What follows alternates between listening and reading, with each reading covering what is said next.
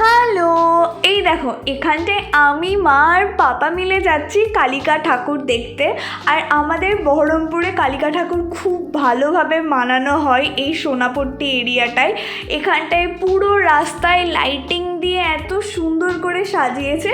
তো দেখো আমরা চলে এসেছি এখন মন্দিরে। এখন মন্দিরের ভিতরে যাচ্ছি, আমার বাড়ি থেকে খুবই কাছে আর খুবই সুন্দর করে চারিদিকটা সাজিয়েছিল।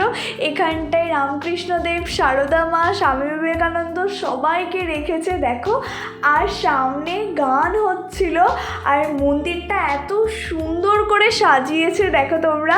আর এটা 93তম বছর ছিল আর ভারতবর্ষের কেবলমাত্র বহরমপুরের এখানটাতেই কালিকা পুজো হয়।